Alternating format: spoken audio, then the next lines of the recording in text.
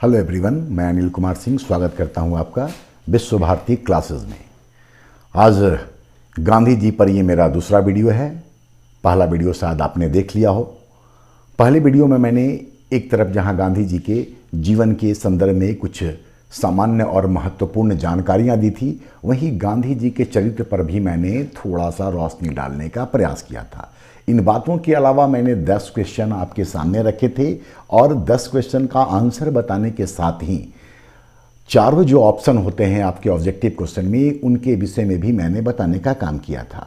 तो गांधी जी निश्चित तौर पर सिविल सेवा परीक्षा या किसी भी प्रकार के प्रतियोगिता परीक्षा में सबसे महत्वपूर्ण भूमिका निभाते हैं जहां तक प्रश्न आने का सवाल है। तो उसी क्रम में आज हम गांधी जी पर अगला वीडियो लेकर के आए हैं, जिसमें कि आपको 21 क्वेश्चन देखने को मिलेंगे, लेकिन साथ ही साथ हम हर क्वेश्चन का एक्सप्लेनेशन देंगे, हर ऑप्शन के संदर्भ में आपको बताएंगे। तो ऐसी स्थिति में अगर आप सब चीज़ को नोट करते चलेंगे तो गांधी जी से जुड़ा हुआ सभी महत्वपूर्ण सवालों के जवाब देने की स्थिति में आप आ जाएंगे। तो आप अपना पेन कॉपी ज़रूर अपने साथ रखिए और ज़रूरत की बातों को अवश्य नोट कर लीजिए, क्योंकि बार बार आपको वीडियो देख करके याद करना संभव नहीं होगा और जितनी जानकारी आपको इस एक वीडियो में मिल जाएगी उसको निकालने के लिए आपको किताब खंगालना पड़ेगा, फिर उसको पढ़ना होगा, लेकिन ये कंपाइल्ड फॉर्म में आपको एक साथ मिल जाएगा। तो आप क्वेश्चन देखने के लिए तैयार हो जाइए। क्वेश्चन नंबर 1 से हम शुरू कर रहे हैं। क्वेश्चन नंबर 1, जॉन रस्किन की पुस्तक अनटू दिस लास्ट से प्रभावित होकर गांधी जी ने स्थापित किया था। अब आपके सामने 4 ऑप्शन है। सबसे पहले आप सही आंसर को जान ले। इसका सही उत्तर है फोनिक्स फार्म, और ये फोनिक्स फार्म जो था 1904 में गांधी जी के द्वारा डरबन के आसपास के क्षेत्र में स्थापित किया गया था। ये जो फोनिक्स फार्म था, दरअसल जॉन रस्किन की इस पुस्तक से गांधी जी को साधारण सामुदायिक जीवन जीने के संदर्भ में विचार आया था, इसीलिए उन्होंने फोनिक्स फार्म की स्थापना 1904 में डरबन में की थी। यहाँ जो लोग रहते थे फोनिक्स फार्म में, वो खेत जोतने का काम करते थे या गांधी जी के द्वारा जो प्रेस का संचालन होता था, जहाँ से वो इंडियन ओपिनियन निकालते थे, उसको देखने का काम करते थे। तो आंसर ए है। अब देखें B, Tolstoy farm. Tolstoy farm की स्थापना मई 1910 में दक्षिण अफ्रीकी प्रवास के दौरान ही मई 1910 में जोहान्सबर्ग में गांधी जी ने इसको स्थापित किया था। इसके लिए उनके एक जर्मन मित्र कॉलेन वाक, जिनको कि कई जगह पे कॉलेन विच भी लिखा हुआ आपको मिलेगा, तो कॉलेन वाक या कॉलेन विच ने मदद की थी, उनको ज़मीन उपलब्ध कराया था। यहाँ रहने वाले लोग भी, टॉल्स्टॉय फार्म में रहने वाले लोग भी श्रमदान किया करते थे। यहाँ पर एक बात और जान ले कि टॉल्स्टॉय फार्म के लिए हैदराबाद के निज़ाम और मुस्लिम लीग के द्वारा भी वित्तीय सहायता गांधी जी को प्रदान की गई थी। हैदराबाद के निज़ाम और मुस्लिम लीग के द्वारा। साथ ही टॉल्स्टॉय फार्म जो था, गांधी जी के भारत आगमन के बाद उनके द्वारा स्थापित किए जाने वाले विभिन्न आश्रमों के लिए आधार का भी काम करता है। ऑप्शन सी को देखें अब, साबरमती आश्रम। आप सब जानते हैं साबरमती मतलब अहमदाबाद में दक्षिण अफ्रीका से आने के बाद 20 मई 1915 को गांधी जी ने साबरमती की स्थापना की थी, और दांडी मार्च जब उन्होंने स्टार्ट किया था तो फिर साबरमती को हमेशा के लिए छोड़ दिया था। तो साबरमती अहमदाबाद में है, 20 मई 1915 को स्थापित हुआ है। साबरमती आश्रम का नया नाम सत्याग्रह आश्रम भी है, या साबरमती को सत्याग्रह आश्रम के नाम से भी जाना जाता है। अब ऑप्शन डी को देखें, सेवाग्राम आश्रम। सबसे पहले ये जान ले कि 1936 में, बेसिकली सविनय अवज्ञा आंदोलन के बाद 1936 में नागपुर से थोड़ी दूर पे लगभग 80 किलोमीटर की दूरी पर गांधी जी ने सेवाग्राम आश्रम की स्थापना की थी, और इसके लिए उनको जमनालाल बजाज के द्वारा जमीन उपलब्ध कराया गया था। 1936 में स्थापित हुआ और गांधी जी लगभग यहाँ 12 वर्षों तक रहे थे। सेवाग्राम आश्रम में कई सारी कुटियां थी, जिनको भी आप जरूर जान लें। आदि निवास, ये जो सेवाग्राम के अंतर्गत आदि निवास बनाया गया था, यहाँ पर निर्मित होने वाली ये पहली कुटी थी, पहली कुटी या कुटिया थी। दूसरा बाकुटी, बाकुटी में कस्तूरबा गांधी रहती थी। पहले गांधी जी के साथी थी, लेकिन उसी आश्रम में एक और कुटी बनाया गया जिसका नाम था बा कुटी, क्योंकि गांधी जी से मिलने के लिए इतने सारे लोग आते थे कि कस्तूरबा गांधी को कहीं ना कहीं प्रॉब्लम होती होगी, इसीलिए उनके लिए बा कुटी का निर्माण किया गया। इसके अलावा बापू कुटी और बापू का दफ्तर भी यहाँ था, और साथ ही एक और कुटिया था जिसका नाम था आखिरी निवास। ये जो आखिरी निवास था सेवाग्राम आश्रम में, जमुनालाल बजाज ने इसे अपने रहने के लिए बनाया था। हालांकि बाद में स्वास्थ्य कारणों से गांधी जी इसी में रहने लगे, और जब देश का विभाजन हुआ और विभाजन के दौरान जब नोआखाली में दंगे भड़के, तब गांधी जी सेवाग्राम के इसी आखिरी निवास से निकल करके बंगाल गए थे, और फिर यहाँ लौटकर गांधी जी कभी नहीं आ सके। तो ये एक क्वेश्चन के साथ मैंने कई सारी महत्वपूर्ण जानकारियां आपको उपलब्ध कराई हैं, जिसको कि आप नोट जरूर कर लीजिए, आपको आने वाले दिनों में जरूर काम आएगा, लाभ देगा आपको। क्वेश्चन नंबर 2, गांधी जी ने किसे अपना आध्यात्मिक गुरु माना था? ऑप्शन को देखें। गोपाल कृष्ण गोखले। गोपाल कृष्ण गोखले गांधी जी के राजनीतिक गुरु थे। इस सवाल का सही जवाब है कि उनके आध्यात्मिक गुरु थे तो लियो टॉल्स्टॉय, जिनका की किताब पिछले वीडियो में भी मैंने बताया था, the kingdom of God with in you. और लियो टॉल्स्टॉय से ही उन्होंने सत्य के लिए जीना ये सीखा था। जॉन रस्किन, जिनका किताब का नाम है अनटू दिस लास्ट, पहले वाले क्वेश्चन में उसके संदर्भ में हम आपको बताए हैं, पिछला वीडियो में भी आपको बताया गया है। इसके बाद हेनरी डेविड थ्योरो, इसके विषय में भी हम आपको पिछले वीडियो में बता चुके हैं, फिर रिवाइज कर लीजिए कि इनकी जो पुस्तक थी सिविल डिसओबीडियंस, ये अमेरिका के चिंतक थे, विचारक थे, और इनकी पुस्तक सिविल डिसओबीडियंस से प्रभावित होकर के ही, प्रेरित होकर के ही गांधी जी ने सविनय अवज्ञा आंदोलन का संचालन किया था।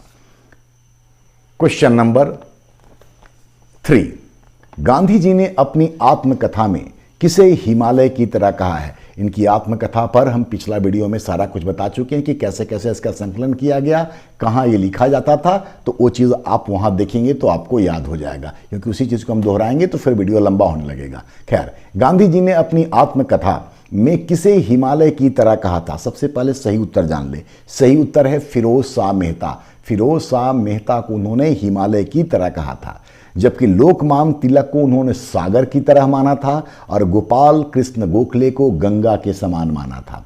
जमुनालाल बजाज, अभी हमने आपको बताया कि सेवाग्राम आश्रम के लिए जमुनालाल बजाज के द्वारा ही गांधी जी को भूमि उपलब्ध कराई गई थी। नेक्स्ट क्वेश्चन की ओर बढ़ते हैं। क्वेश्चन नंबर 4, महात्मा गांधी पहली बार कांग्रेस के किस अधिवेशन में शामिल हुए थे? पिछले वीडियो में मैंने आपको बताया था कि दक्षिण अफ्रीका से गांधी जी 2 बार भारत आए थे, एक बार 1896 में और दूसरी बार 1901 में। 1896 में आए थे अपनी पत्नी और बच्चों को ले जाने के लिए, और 1901 में वो पॉलिटिकल या राजनीतिक कारणों से आए थे, क्योंकि गांधी जी भली भांति जानते थे कि दक्षिण अफ्रीका से फिर उनको भारत आना है और उनकी जो राजनीतिक क्रियाकलाप होगी वो भारत में ही होगी। इसी संदर्भ में कोलकाता अधिवेशन में 1901 में पहली बार वो कांग्रेस के संपर्क में आए थे। इस अधिवेशन में उन्होंने भाग लिया था, तो सही उत्तर है ए। यहां पर यह भी जान ले कि इस अधिवेशन के बाद गांधी जी ने फिरोज शाह मेहता, बाल गंगाधर तिलक और गोखले से, गोपाल कृष्ण गोखले से मुलाकात की थी, और फिर उनको ये बताने का काम किया था कि दक्षिण अफ्रीका में भारतीयों की क्या कुछ स्थिति है। तो सही उत्तर है ए। बी, सी और डी को भी थोड़ा सा जान ले। लखनऊ अधिवेशन 1916, आप सब जानते हैं कि इसी अधिवेशन में राजकुमार शुक्ल, जो कि बिहार के किसान नेता थे, उन्होंने गांधी जी को चंपारण सत्याग्रह के लिए, या चंपारण में जो नील की खेती से संबंधित समस्या थी उसको नेतृत्व प्रदान करने के लिए आमंत्रित करने का काम किया था। कोलकाता अधिवेशन 1917 एनी बेसेंट की अध्यक्षता में हुई थी, और किसी महिला के द्वारा संचालित होने वाला या किसी महिला के द्वारा पहली बार कांग्रेस अधिवेशन का अध्यक्षता एनी बेसेंट ने किया था कोलकाता अधिवेशन 1917 में। जबकि ऑप्शन डी, बेलगांव अधिवेशन 1924, ये गांधी जी के नेतृत्व में संचालित होने वाला एकमात्र कांग्रेस अधिवेशन है। गांधी जी ने एक ही बार कांग्रेस की अध्यक्षता की है, और वो था 1924 का बेलगांव अधिवेशन। क्वेश्चन नंबर 5, किस पुस्तक के लिए गांधी जी ने आहार विद्या पर, आहार मतलब खान पान, आहार विद्या पर लेखों की एक श्रृंखला लिखी थी जो बाद में एक गाइड टू हेल्थ नामक पुस्तक के रूप में प्रकाशित हुआ। मतलब गांधी जी की एक रचना ये गाइड टू हेल्थ भी है, इस बात को भी आप जान ले। सबसे पहले सही उत्तर जान ले, तो सही उत्तर है इसका इंडियन ओपिनियन। और इंडियन ओपिनियन के विषय में बहुत कुछ बताया है। यहां पर एक बात और जान ले कि इंडियन ओपिनियन जो थी ये गांधी जी के संघर्ष का प्रवक्ता के तौर पर काम करता था, क्योंकि गांधी जी अपना जो भी कुछ करते थे संघर्ष आंदोलन, उसको इंडियन ओपिनियन के माध्यम से लोगों तक पहुंचाने का काम करते थे। इंडियन ओपिनियन का संपादन मनसुख लाल नजर के द्वारा किया जाता था, जो कि 1904 से शुरू हुआ था दक्षिण अफ्रीका में, मैंने बताया था डरबन से। तो मनसुख लाल नजर इंडियन ओपिनियन का संपादन करते थे। तो सही उत्तर आपके सामने आ चुका है। अब बाकी को देखें। हरिजन, हरिजन जो समाचार पत्र था ये अंग्रेजी में था और फरवरी 1933 से प्रकाशित हो रहा था। फरवरी 1933 से प्रकाशित हो रहा था और ये 1948 तक जारी रहता है। मतलब इसका प्रकाशन हरिजन का चलता रहता है 1933 से 1948 तक। हरिजन जैसा कि मैंने बताया ये अंग्रेजी में था। इसी अवधि में, मतलब कि जब से हरिजन का प्रकाशन हुआ और 48 तक चला, इसी अवधि में गांधी जी ने गुजराती में हरिजन बंधु का भी संपादन किया और साथ ही हिंदी में हरिजन सेवक का भी प्रकाशन किया। तो हरिजन बंधु गुजराती में और हरिजन सेवक हिंदी में, हरिजन अंग्रेजी में गांधी जी ने इसका संपादन किया। ये जो तीनों समाचार पत्र थे, हरिजन, हरिजन बंधु और हरिजन सेवक, ये विश्व की सामाजिक आर्थिक समस्या पर केंद्रित थी। मतलब उसको ध्यान में रख करके ये संपादित होता था। तो हरिजन के विषय में आपने जान लिया। अब ऑप्शन बी को देखें, नवजीवन। नवजीवन का प्रकाशन 1919 से गुजराती में हो रहा है। सितंबर महीना के 1919 से गुजराती में नवजीवन का गांधी जी ने प्रकाशन शुरू किया और अगले महीने से, मतलब अक्टूबर 1919 से उन्होंने इंग्लिश में यंग इंडिया का भी प्रकाशन किया था। जबकि option C, my experiment with truth, ये गांधी जी की आत्मकथा है जिसके विषय में हम आपको पिछले वीडियो में जानकारी दे चुके हैं। नंबर 6, 1896 में जब गांधी जी भारत आए थे तो निम्न में से किन किन समाचार पत्रों के कार्यालय में जाकर दक्षिण अफ्रीका में रहने वाले भारतीयों के लिए समर्थन मांगा था। तो सबसे पहले इसका उत्तर जान ले कि जितना भी नाम है वो सभी समाचार पत्रों के दफ्तर में गए थे और गांधी जी ने भारतीयों के लिए समर्थन मांगा था। तो हिंदू, स्टेट्समैन, पायोनियर, अमृत बाजार पत्रिका, बंगवासी और द इंग्लिशमैन, ये सब जगह जाकर के गांधी जी ने समर्थन का मांग किया था। अब थोड़ा सा कुछ और जान ले। जैसे हिंदू आज भी ये समाचार पत्र प्रकाशित होती है और सिविल सेवा के विद्यार्थियों के लिए तो ये बहुत ही अच्छा समाचार पत्र माना जाता है। हिंदू का सबसे पहला जो संपादन किया गया था वो सुब्रमण्यम अय्यर के द्वारा किया गया था, इसको याद रख लीजिएगा। स्टेट्समैन रॉबर्ट नाइट के द्वारा किया गया था। पायोनियर जो था ये जॉर्ज एलेन के द्वारा होता था, ठीक है, लेकिन हिंदू इसमें सबसे इंपॉर्टेंट है। स्टेट्समैन और पायोनियर आप भूल भी जाए तो कोई हर्ज नहीं है, लेकिन हिंदू अवश्य याद रखिए। अब देखिए अमृत बाजार पत्रिका। अमृत बाजार पत्रिका का जो स्थापना था इसको दो भाइयों ने, जिनका नाम था शिशिर घोष और मोतीलाल घोष, उनके द्वारा किया गया था। जबकि बंगवासी ये हिंदी में प्रकाशित होती थी और इसके पहले संपादक थे पंडित अमृत लाल चक्रवर्ती।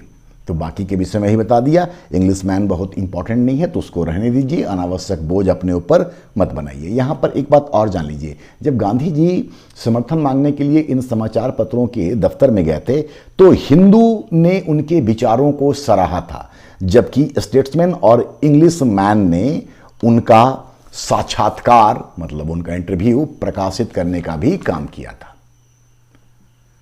नंबर 7, दक्षिण अफ्रीका में अपने संघर्ष को नाम देने के लिए गांधी जी ने इंडियन ओपिनियन के माध्यम से नाम का सुझाव मांगा था। अभी मैंने बताया था कि इंडियन ओपिनियन गांधी जी का स्पोक्समैन का काम करता था।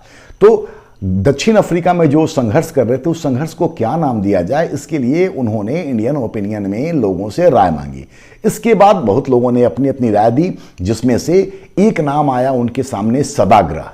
बाद में गांधी जी ने थोड़ा परिवर्तन करके सत्याग्रह को सत्याग्रह में परिवर्तित कर दिया था। तो ये सत्याग्रह का नाम किसने सुझाया था?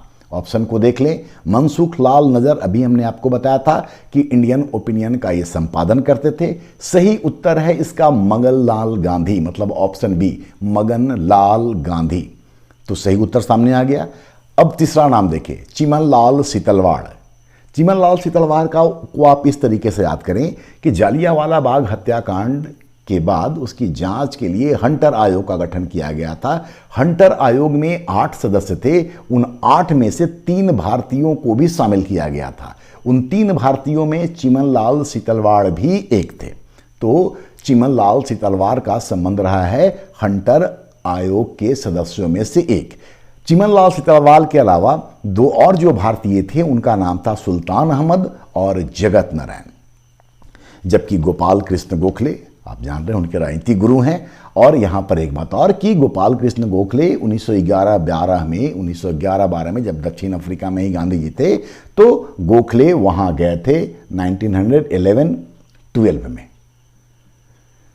नंबर 8, दक्षिण अफ्रीका से गांधी जी को भारत वापस आने के लिए मनाने में मुख्य भूमिका किसकी मानी जाती है? बाद में गांधी जी दक्षिण अफ्रीका की राजनीति में इस तरीके से उलझे कि वहीं रहना चाह रहे थे, लेकिन एक व्यक्ति ने महत्वपूर्ण भूमिका निभाई और उनको भारत लाने का काम किया। सही उत्तर यहां जाने, CF एंड्रयूज, जिनको कि हम लोग दीनबंधु एंड्रयूज के नाम से भी जानते हैं, उनकी महत्वपूर्ण भूमिका इस संदर्भ में मानी जाती है। दरअसल CF एंड्रयूज दक्षिण अफ्रीका गए हुए थे और 1913 में डरबन में गांधी जी से उनकी मुलाकात हुई और फिर वो गांधी जी के अजीज मित्रों में शामिल हो गए, तो गांधी जी के अच्छे मित्र बन गए। CF एंड्रयूज ईसाई पादरी थे और उन्होंने अपना पूरा जीवन जो था वो मानव सेवा को समर्पित कर रखा था। 1904 में सेंट स्टीफन कॉलेज में पढ़ाने के लिए वे भारत आए थे और यहीं पर छात्रों ने, और बाद में कहा जाता है कि गांधी जी ने भी उनको दीनबंधु, मतलब कि दुखियों की सेवा करने वाला, का उपाधि दिया था। तो सेंट स्टीफन कॉलेज के छात्रों ने 1904 में उनको ये उपाधि दी थी और गांधी जी ने भी उनको इसी नाम से पुकारा था। तो CF एंड्रयूज इसका सही उत्तर है। नेक्स्ट क्वेश्चन को देखें। उम्मीद है आपको क्वेश्चन पसंद आ रहा होगा और आप नोट भी कर रहे होंगे। एक बार फिर बता दें कि ये सारे क्वेश्चन आपके लिए बड़े ही महत्वपूर्ण हैं, चाहे वो कोई सामान्य सा परीक्षा हो या फिर सिविल सेवा की परीक्षा हो, हर जगह आपके लिए उपयोगी सिद्ध होगा। अब क्वेश्चन नंबर 9 को देखें। सरोजनी नायडू से गांधी जी की पहली मुलाकात कहाँ हुई थी? तो यहां पर आप सीधा ये जान लें कि दक्षिण अफ्रीका में अपना काम खत्म करने के बाद गांधी जी भारत लौट रहे थे, लेकिन उनके राजनीतिक गुरु गोखले का कहना था कि पहले वो उनसे मिल ले। तो जब गांधी जी भारत आ रहे थे तो उस समय गोखले स्वास्थ्य कारणों से लंदन गए हुए थे, उस समय वो पेरिस में थे। तो जुलाई 1914 में गांधी जी अपनी पत्नी कस्तूरबा गांधी और अपने जर्मन मित्र कॉलिन वाक के साथ इंग्लैंड रवाना हुए थे और वहां लंदन पहुंचे। जब लंदन पहुंचे उसी समय प्रथम विश्व युद्ध की शुरुआत भी हो गई थी और गोखले से उनकी मुलाकात नहीं हो पाई क्योंकि वो स्वास्थ्य कारणों से पेरिस में थे। इसी दौरान लंदन में ही सरोजनी नायडू से गांधी जी की पहली मुलाकात हुई थी। तो इस सवाल का सही उत्तर है सी, भारत आगमन से पूर्व लंदन में। नंबर 10, भारत आगमन पर गांधी जी ने डैश, सामने ऑप्शन ए देखिए, लिखा हुआ है गोखले की सर्वेंट्स ऑफ इंडिया सोसाइटी की सदस्यता ग्रहण की। यह सही नहीं है क्योंकि गांधी जी ने सर्वेंट्स ऑफ इंडिया सोसाइटी की सदस्यता ग्रहण नहीं की थी। रीजन यह था कि कुछ सदस्यों ने इसका विरोध भी किया था, तो गांधी जी उसमें शामिल नहीं हुए थे। ऑप्शन बी को देखें, एनी बेसेंट के होम रूल लीग में शामिल हुए। एनी बेसेंट ने गांधी जी को यह कहा था कि आप होम रूल लीग आंदोलन में शामिल हो जाएं, लेकिन गांधी जी शामिल नहीं हुए। और गांधी जी ने कहा कि वे मतलब अंग्रेज जब प्रथम विश्व युद्ध में उलझे हुए हैं, उस समय ब्रिटिश सरकार को शर्मिंदा करना उन्हें ठीक नहीं लगता है, इसलिए वो होम रूल लीग में शामिल नहीं होंगे। तो सही उत्तर इसका यह है कि डी, दोनों गलत है। यहां पर एक बार और सुन लें, हालांकि पिछले वीडियो में मैंने आपको बताया था कि गांधी जी वैसे भी ये मानते थे कि वे कांग्रेस की या किसी भी पार्टी की नीतियों से प्रभावित होकर के उनके साथ नहीं जुड़ेंगे, बल्कि जब अपनी नीतियों से उनको प्रभावित करेंगे तभी वो जुड़ेंगे। गांधी जी बिना सब कुछ जाने परखे वैसे भी किसी चीज़ का नेतृत्व तो नहीं करते थे। लिहाजा गांधी जी ने न गोखले का servants of India society join किया और न ही होम रूल लीग आंदोलन में शामिल हुए। तो 10 का सही उत्तर है डी। नंबर 11, सत्य और अहिंसा जो गांधी जी के सिद्धांतों का मूल आधार था, इसकी शिक्षा उन्होंने कहां से ग्रहण की थी? सबसे पहले इसका सही उत्तर जान ले। सत्य और अहिंसा से जैन और बौद्ध धर्म का बात सामने आता है, तो ऑप्शन ए इसका सही उत्तर है। बाकी को थोड़ा जान ले। भागवत गीता से गांधी जी का ये कहना था कि ये जो भागवत गीता है ये आध्यात्मिक संदर्भों की पुस्तक है, मतलब बुक्स ऑफ स्पिरिचुअल रेफरेंस के तौर पर भागवत गीता को गांधी जी देखते थे। बाइबल के विशेष अध्याय पर्वत प्रवचन, थोड़ी सी जानकारी हम पिछले वीडियो में आपको दिए हैं, थोड़ा सा और जान ले कि पर्वत प्रवचन मतलब सरमन ऑन द माउंट, इसमें गांधी जी ने यह सीखा कि अत्याचारी का प्रतिकार मत करो, अपने शत्रु से प्यार करो, और अगर कोई एक गाल पे थप्पड़ मारता है तो उसके सामने दूसरा गाल भी बढ़ा दो। Unto this last John Ruskin का है और इससे प्रेरित होकर के बाकी बातें आपको बताए हैं। ये भी जान ले कि गांधी जी ने इस पुस्तक से प्रभावित होकर बुद्धि की अपेक्षा चरित्र को अधिक महत्वपूर्ण माना था तथा आत्मिक बल को सर्वोच्च माना था। तो अनटू दिस लास्ट का ये प्रभाव था। एक बात और, गांधी जी के अहिंसात्मक विचारों पर जैन विद्वान, गांधी जी के अहिंसा संबंधी विचार पर जैन विद्वान रायचंद्र का भी प्रभाव नजर आता है। रायचंद। चलिए next question. Question number 12, Gandhi ji ने किसे सत्याग्रह का सशक्त और रक्तहीन रूप कहा है? सही उत्तर पहले जाने तो सत्याग्रह का सशक्त और रक्तहीन रूप उन्होंने सविनय अवज्ञा को माना है। तो सही उत्तर है सी, हड़ताल। हड़ताल के संदर्भ में गांधी जी ने कहा था कि हड़तालियों को हस्तकला का मतलब हैंडीक्राफ्ट का ज्ञान होना चाहिए, ताकि हड़ताल के दौरान जब उनको वेतन मजदूरी ना मिले तो वो अपना घर परिवार चला सकें, इसलिए हस्तकला का ज्ञान उनको होना चाहिए। भूख हड़ताल के विषय में थोड़ा सा जाने, जिसको हम लोग उपवास भी कहते हैं। भूख हड़ताल को गांधी जी ने अग्निवान की संज्ञा दी। भूख हड़ताल को गांधी जी ने अग्निवान की संज्ञा दी है और ये कहा है कि उपवास या भूख हड़ताल सत्याग्रही के व्यक्तिगत शुद्धिकरण का उपकरण होता है। तो व्यक्तिगत शुद्धिकरण भूख हड़ताल या उपवास से होता है और गांधी जी ने इसको अग्निवान की संज्ञा दी है। नंबर 13, गांधी जी द्वारा स्थापित दूसरा आश्रम था। साबरमती आश्रम बता चुके हैं आपको, ये पहला आश्रम था दक्षिण अफ्रीका से आने के बाद। पवनार आश्रम विनोबा भावे के द्वारा महाराष्ट्र के वर्धा में स्थापित किया गया था और विनोबा भावे ने, जो गांधी जी के प्रमुख अनुयायियों में से थे, जिन्होंने बाद में भूदान आंदोलन चलाया था, पवनार आश्रम का स्थापना विनोबा भावे ने खास तौर पर महिलाओं के लिए किया था, जबकि आनंद वन का गांधी जी से कोई संबंध नहीं है। आनंद वन महाराष्ट्र में है और बाबा आमटे ने इसको कुष्ठ रोगियों के लिए स्थापित किया था। इस सवाल का सही जवाब है सेवाग्राम, जो कि वर्धा में था, अछूतोद्धार के लिए किया गया था और जमनालाल बजाज ने इसके लिए गांधी जी को जमीन उपलब्ध कराई थी। ये बात भी हम आपको पहले बता चुके हैं। नंबर 14, गांधी जी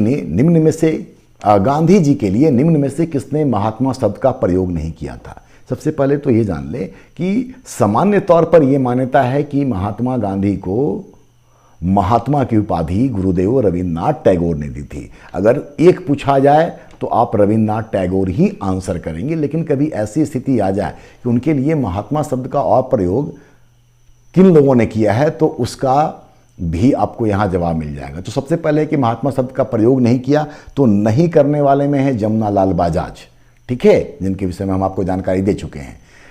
जीवकराम कालिदास, जो बेसिकली राजवैद्य थे, इन्होंने 1915 में ही गांधी जी को महात्मा कहा था, ऐसी मान्यता है। और स्वामी श्रद्धानंद ने भी उनको 1915 में महात्मा कहा था। लेकिन सर्वमान्य मत के तौर पर रविन्द्रनाथ टैगोर माने जाते हैं, जिन्होंने चंपारण सत्याग्रह के दौरान गांधी जी के द्वारा जिस तरीके से सेवा कार्य किया जा रहा था उससे प्रभावित होकर के उन्होंने महात्मा की उपाधि दी थी। तो सिर्फ एक ऑप्शन करना हो, अगर ऐसी स्थिति हो तो रविन्द्रनाथ टैगोर कीजिएगा। किन किन लोगों ने, जैसा कि क्वेश्चन है तो बाकी भी आपके सामने है। चलिए नेक्स्ट क्वेश्चन देखते हैं। क्वेश्चन नंबर 15, गांधी जी द्वारा आर्थिक विषमता को दूर करने के लिए दिया गया सिद्धांत, जिसको ट्रस्टीशिप या न्यासिता या न्यास का सिद्धांत या जिसको संरक्षकता का सिद्धांत भी कहते हैं, ये किस विचार पर आधारित था? तो ट्रस्टीशिप का सिद्धांत यही था कि जिनके पास अधिक पैसा है वो उसका ट्रस्टी है, उसका रखवाला है और वो पैसा बाकी लोगों को बांट दे। तो इस रूप में अगर हम लोग देखें तो इसका आंसर अपरिग्रह होगा, जो कि जैन धर्म के 5 सिद्धांतों में से एक है। और अपरिग्रह का मतलब होता है आवश्यकता से अधिक धन का संचय न करना। तो सही उत्तर है बी, अपरिग्रह। कुछ लोग गांधी जी के विचार को मार्क्सवाद से जोड़ते हैं, लेकिन ये सही नहीं है। गांधी जी का विचार ट्रस्टीशिप का मार्क्सवाद कहने था, क्योंकि मार्क्सवाद जो था वो पूंजी पति वर्ग को समाप्त करने की बात करते थे, लेकिन गांधी जी के साथ ऐसा नहीं था।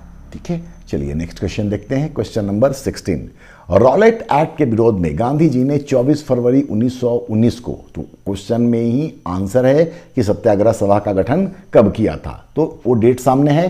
कहां किया था ये अब, तो इसका सही उत्तर है बंबई में। और सत्याग्रह सभा के विषय में पिछले वीडियो में बताया था कि अखिल भारतीय स्तर पर होने वाला ये पहला सत्याग्रह था, तो ये स्थापित हुआ था बंबई में।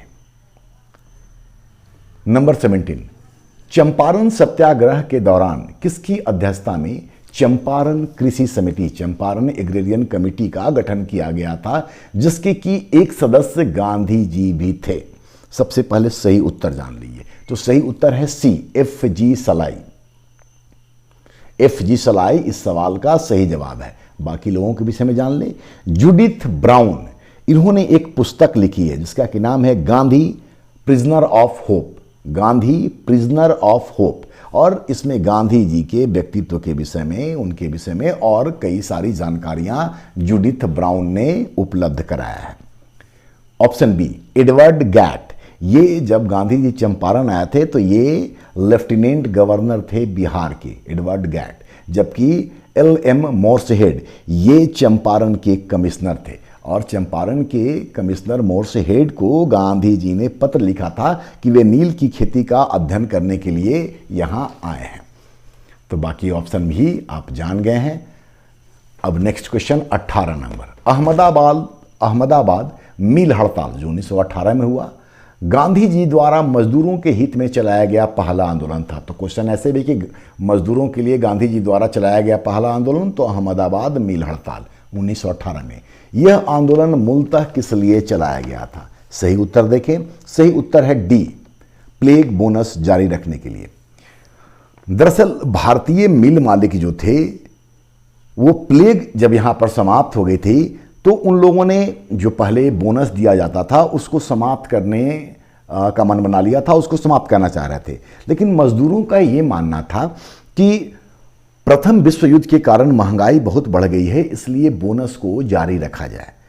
इस संदर्भ में गांधी जी के हस्तक्षेप के बाद मजदूरों और मिल मालिकों के लिए एक संयुक्त रूप से न्यायाधिकरण या ट्रिब्यूनल का निर्माण भी किया गया था, जिसमें कि दोनों पक्ष पहले तैयार थे, लेकिन बाद में मिल मालिक इस बात से मुकर गए, उन्होंने न्यायाधिकरण को नकार दिया। तब गांधी जी ने मजदूरों के हक में हड़ताल किया, मजदूरों को हड़ताल करने के लिए कहा, और गांधी जी ने कहा कि बोनस आप बंद कर दें, लेकिन मजदूरी में, वेतन में 35% का वृद्धि करें। और फिर अंततोगत्वा गांधी जी ने हड़ताल किया। पहली बार अहमदाबाद मिल आंदोलन के दौरान ही गांधी जी ने भूख हड़ताल किया था। ये क्वेश्चन भी एग्जामिनेशन में आ चुका है। खैर, तो 35% वेतन की मांग की और अंततोगत्वा मिल मालिकों को ये मांग माननी पड़ी थी। एक चीज और यहां जान लें कि इस आंदोलन में गांधी जी के जो मुख्य विरोधी थे वो मिल के मालिक अंबालाल साराभाई थे, जबकि अंबालाल साराभाई की जो बहन थी अनुसुईया साराभाई बहन, वो गांधी जी की सहायता कर रही थी। तो मतलब गांधी जी के विरोध में एक पक्ष था घर का अंबालाल साराभाई के रूप में और उनकी बहन अनुसुईया बेन गांधी जी के साथ थी। तो जवाब आपको मिल गया है। नेक्स्ट क्वेश्चन की ओर बढ़ें। Question number 19। 5 फरवरी 1922 को हुए चौरी चौरा कांड के बाद 12 फरवरी 1922 को गांधी जी ने किस स्थान से असहयोग आंदोलन को समाप्त करने की घोषणा की? तो चौरी चौरा कांड कब हुआ, कब इसको समाप्त किया गया, ये क्वेश्चन में है। किस स्थान पर घोषणा की? इसका उत्तर है सी, बारदोली में। और बहुत कुछ बताने को यहां पर फिलहाल नहीं है। नंबर 20। निम्न में से किसने महात्मा गांधी के चंपारण सत्याग्रह का विरोध किया था? तो सबसे पहले सही उत्तर जान ले, एन.जी. रंगा। और ये एन.जी. रंगा के विषय में थोड़ा सा आप जान ले कि 11 अप्रैल 1936 को लखनऊ में अखिल भारतीय किसान सभा का गठन हुआ था। 11 अप्रैल 1936 को लखनऊ में अखिल भारतीय किसान सभा का गठन हुआ था। ये क्वेश्चन भी अपने आप में बहुत महत्वपूर्ण है, कई दफा पूछा जा चुका है। तो इस किसान सभा की अध्यक्षता किया था पहली बार स्वामी सहजानंद ने, जबकि एन.जी. रंगा महासचिव बनाए गए थे। जब अखिल भारतीय किसान सभा का दूसरा बैठक या दूसरा अधिवेशन 1937 में फैजपुर में, जब कांग्रेस का भी अधिवेशन चल रहा था, तो जब फैजपुर में हुआ तो वहां पर एन.जी. रंगा ने अखिल भारतीय किसान सभा की अध्यक्षता की थी। पहला में वो महासचिव थे 36 में लखनऊ में, और फिर फैजपुर में उन्होंने अध्यक्षता की थी। तो इस सवाल का जवाब आपको मिल चुका है, एन.जी. रंगा। बाकी नाम में महादेव देसाई चंपारण सत्याग्रह में गांधी जी के साथ थे और बाद में गांधी जी के ये निजी सचिव बने। ये क्वेश्चन भी पूछा जाता है। और भारत छोड़ो आंदोलन के दौरान गांधी जी के साथ इनको भी आगा खां महल में कैद रखा गया था। वहीं पर महादेव देसाई की मृत्यु भी हुई थी। रविन्द्रनाथ टैगोर, मैंने अभी आपको थोड़ी देर पहले बताया कि चंपारण सत्याग्रह के समय इन्होंने गांधी जी को महात्मा कहा था, जबकि राजकुमार शुक्ल वो शख्स थे जिन्होंने 1916 के लखनऊ अधिवेशन में गांधी जी को चंपारण सत्याग्रह के लिए आमंत्रित किया था। अब 20 सीट का 21वां और आखिरी देखें। एक वीडियो और हम आपके लिए लेकर के आएंगे जिसमें गांधी जी से जुड़ा हुआ अंतिम समय तक का सारा कुछ कवर हो जाएगा। तो ये सारे क्वेश्चन अत्यंत महत्वपूर्ण हैं। उम्मीद है आप लोग इसको नोट कर रहे होंगे। तो चलिए आखिरी क्वेश्चन देखते हैं। Question number 21। असहयोग आंदोलन के समय गांधी जी ने कहा कि विदेशी वस्त्रों की बर्बादी ही उनके साथ सर्वोत्तम व्यवहार है। इस पर किसने या किन्होंने गांधी जी को लिखा था कि यह निष्ठुर बर्बादी है? सही उत्तर जान ले। तो सही उत्तर है इसका रविंद्रनाथ टैगोर। बाकी चीजों को थोड़ा सा देख लें। बाल गंगाधर तिलक ये बात कह नहीं सकते थे क्योंकि 1 अगस्त 1920 को उनकी मृत्यु हो गई थी और उसी दिन असहयोग आंदोलन शुरू भी हुआ था। तो ये बात नहीं कहा जा सकता था उनके द्वारा। मोतीलाल नेहरू का एक बड़ा स्टेटमेंट, महत्वपूर्ण स्टेटमेंट है असहयोग आंदोलन को चौरी चौरा कांड के बाद रोके जाने पर। उन्होंने कहा था, मोतीलाल नेहरू ने, कि यदि कन्याकुमारी के एक गांव में अहिंसा का पालन नहीं हुआ तो इसकी सजा हिमालय के एक गांव को क्यों मिलनी चाहिए? ये क्वेश्चन भी पूछा हुआ है। ठीक है। अब देखें डी, सुभाष चंद्र बोस ने कहा कि ऐसे अवसर पर, मतलब असहयोग आंदोलन के संदर्भ में, ऐसे अवसर पर जबकि जनता का हौसला बहुत ऊंचा था तब पीछे लौटने का आदेश देना राष्ट्रीय संकट से कम नहीं था। और ये बात सुभाष चंद्र बोस ने अपनी आत्मकथा इंडियन स्ट्रगल में कही थी। ये बात भी हम पीछे वीडियो में आपको बता चुके हैं। एक चीज और यहां पर जान ले, मोतीलाल नेहरू के स्टेटमेंट की तरह ही मिलता जुलता लाला लाजपत राय ने कहा था असहयोग आंदोलन को रोके जाने पर कि किसी एक स्थान के पाप के कारण, मतलब कि जो चौरी चौरा में हुआ उसकी बात हो रही है, सारे देश को दंडित करना कहां तक न्याय संगत है। तो ये स्टेटमेंट था लाला लाजपत राय का। खैर जो भी हो, असहयोग आंदोलन को गांधी जी ने जब रोक दिया तो 24 फरवरी 1922 को कांग्रेस ने गांधी जी का विरोध किया और ऑल इंडिया कांग्रेस कमेटी की बैठक हुई और बैठक में असहयोग आंदोलन को वापस लेने के कारण गांधी जी के खिलाफ निंदा प्रस्ताव लाया गया था। तो ये 21 क्वेश्चन, लेकिन जाते जाते एक और जानकारी आपको दे दें। आप सबको पता है कि असहयोग और खिलाफत दोनों साथ साथ चला था। तो जिस तरीके से एकता स्थापित हुई थी, आंदोलन आगे गया था, उस संदर्भ में एक स्टेटमेंट है प्रोफेसर कुपलैंड का, आप इसको भी जरूर नोट कर लीजिए। प्रोफेसर कुपलैंड ने कहा खिलाफत और असहयोग के आंदोलन पर कि गांधी जी ने वह कार्य किया जो तिलक नहीं कर सके थे।